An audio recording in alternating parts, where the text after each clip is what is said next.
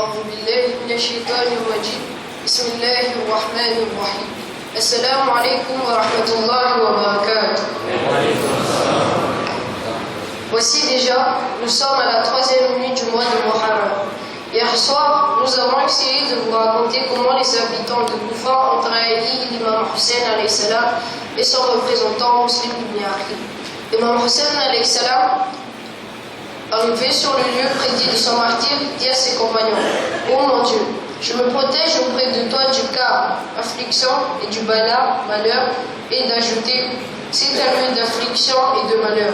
Descendez de vos montures, c'est ici le terme de notre voyage, le lieu de l'effusion de notre sang et la place de nos tombeaux. » C'est ce que m'a dit mon grand-père, le messager de Dieu. L'imam Hussein alayhi salam, abandonné par les Koufites et encerclé par l'armée Umayyad, dit: « Oh mon Dieu, toi à qui je me confie chaque fois que je subis une affliction, et en qui je mets mon espoir chaque fois que je suis dans l'adversité. Je me suis confié à toi pour toutes les épreuves que j'ai subies. Combien de soucis devant lesquels le cœur s'affaisait, les solutions manquaient, la mise éclipsée et l'ennemi se réjouissait que je t'avais confié, parce que mon amour est dirigé vers toi exclusivement. N'as-tu pas dissipé?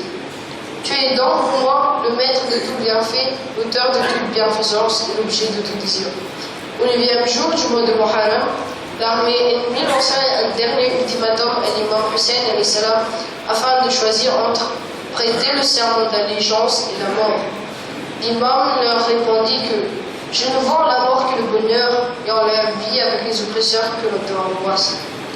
Il dit aussi: tu es content de celui dont nous sommes contents, nous les Ahl al-Bayt, la famille du prophète, car nous savons patienter devant l'épreuve à laquelle il nous soumet. Et il nous en récompense de la récompense. Et il nous en récompense de la récompense que méritent ceux qui savent patienter. L'imam Hussein alayhi salam demanda à l'armée ennemie un délai pour prier son Seigneur. L'imam Hussein alayhi salam passa la nuit du 9 au 10e jour par des prières, des invocations, des causeries avec sa famille et ses compagnons. Tout le monde était déterminé d'aller jusqu'au bout. Personne ne voulait fuir et abandonner le petit-fils de l'envoyé de Dieu seul. Le lendemain fut un vendredi, jour de Ashura, le 10e jour du mois Muharram. Dès le lever du soleil, l'armée ennemie commençait déjà à dresser leurs lances, flèches et sabres contre le camp de l'imam. L'imam Hussein alayhi salam entreprit l'organisation de sa petite troupe et confia l'étendard à son frère Abbas ibn Ali. Avant le combat, l'imam Hussein alayhi salam essaya une fois de plus de ramener les combattants ennemis à la raison, afin de ne pas participer à cette guerre qui leur ouvrait les portes de l'enfer. L'imam avait levé le Saint-Coran et dit: ô gens, nous avons en commun le livre de Dieu et la tradition de mon grand-père, l'envoyé de Dieu. Il continua: ne voyez-vous pas l'épée de l'envoyé de Dieu, son habit de guerre et son turban sur moi? Ils répondirent: si.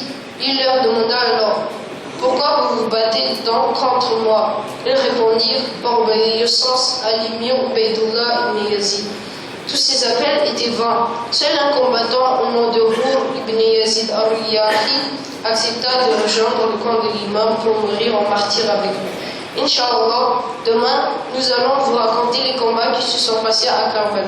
Salam.